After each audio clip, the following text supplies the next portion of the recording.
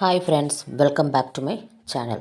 ഇന്ന് നമ്മൾ കാണാൻ പോകുന്നത് ചമ്മന്തിയും അതിന് പറ്റിയ ഗോതമ്പ് ദോശയും. ഇപ്പോൾ ഞാൻ 4 സവാള അരിഞ്ഞ് വെച്ചത്, 2 തക്കാളി അരിഞ്ഞത്, വറ്റൽ മുളക് ആവശ്യത്തിന്, മല്ലിയില ഒരു പിടിച്ചപിടി, പിന്നെ തേങ്ങ ഒരു 3 സ്പൂണ്, 2 വെളുത്തുള്ളി, ഒരു തുണ്ട് ഇഞ്ചി, 2 സ്പൂണ് കറുപ്പുഴുന്ന് ഇല്ലാത്തവർ നോർമൽ ഉഴുന്ന് എടുക്കാം. ഇത് വെച്ച് നമ്മൾ ചമ്മന്തി ഉണ്ടാക്കാൻ പോവാം.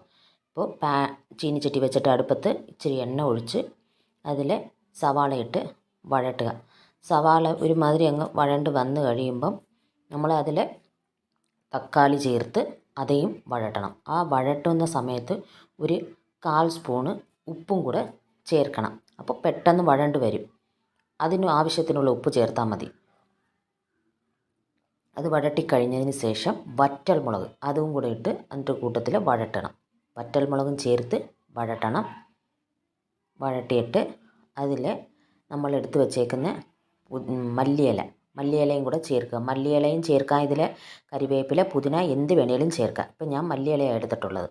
മല്ലിയില ഇട്ട് അതിൻ്റെ പച്ച സ്മെൽ പോകുന്നവരെ വഴട്ടിയിട്ട് ആവശ്യത്തിനുള്ള ഉപ്പ് ഇപ്പം ചേർത്ത് ഈ തേങ്ങ ഇരിപ്പുള്ള തിരുമിയത് അതും കൂടെ ചേർത്ത് 2 വെളുത്തുള്ളി ഇഞ്ചി തുണ്ട് അതും കൂടെ ചേർത്ത് വഴട്ടി മാറ്റി അങ്ങ് വെച്ചേക്കുക. ഇപ്പം നമ്മുടെ കറുപ്പുഴുന്ന് സെപ്പറേറ്റായിട്ട് ഒരു തുള്ളി ഓയിൽ വിട്ടിട്ട് നമ്മൾ അതൊന്ന് വറുത്തെടുത്ത് മാറ്റി അങ്ങ് വെച്ചേക്കണം. ഇപ്പോൾ നമ്മൾ ഗോതമ്പ് മാവ് കളക്കാൻ പോവാം ദോശയ്ക്ക് വേണ്ടി. അതെങ്ങനെയാണെന്ന് നമുക്ക് നോക്കാം. അപ്പോൾ ഒരു പാത്രത്തിൽ 1 കപ്പ് ഗോതമ്പ് മാവ് ഞാൻ എടുത്തിട്ടുണ്ട്. ഈ മെഷർമെൻറ്റ് കപ്പിന് തന്നെ അരി മാവ് അത് 1.5 കപ്പ് ഞാൻ എടുത്തിട്ടുണ്ട്. അരിപ്പൊടിയില്ലേ, അരിപ്പൊടി അത് 1.5 കപ്പ് ഞാൻ എടുത്തിട്ടുണ്ട്. കടയിൽ വാങ്ങുന്ന അരിപ്പൊടി ആയിരിക്കാം, വീട്ടിൽ പൊടിക്കുന്ന അരിപ്പൊടി ആയിരിക്കാം, എന്ത് വേണേലും നിങ്ങൾ എടുക്കാം.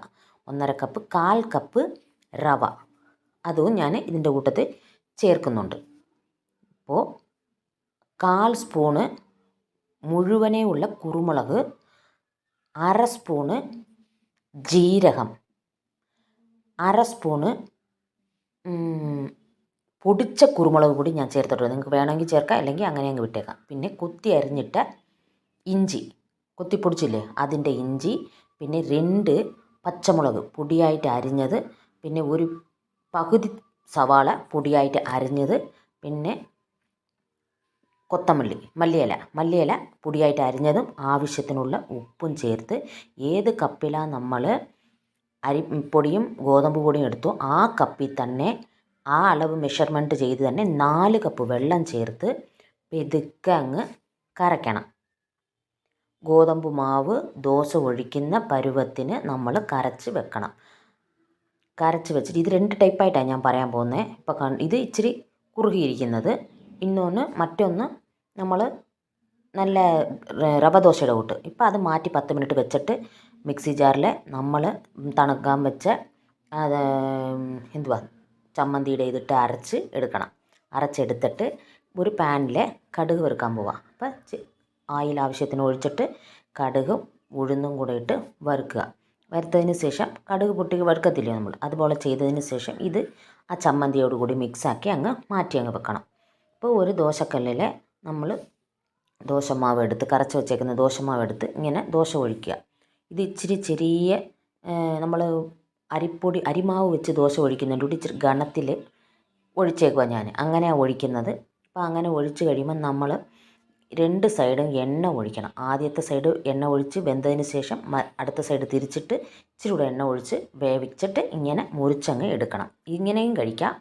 മറ്റൊന്ന് എങ്ങനെയാണെന്ന് വെച്ചാൽ ഈ നമ്മൾ എടുത്ത ആ അളവില്ലേ 4 ഗ്ലാസ് വെള്ളം, അതിൻ്റെ എക്സ്ട്രാ ഒരു 4 ഗ്ലാസ് വെള്ളം കൂടെ ആ മാവിലോട്ട് ഒഴിച്ച് കരയ്ക്കണം. കരച്ച് കഴിഞ്ഞിട്ട് ഇതുപോലെ ഇങ്ങനെ ഇങ്ങനെ ഒഴിക്കണം.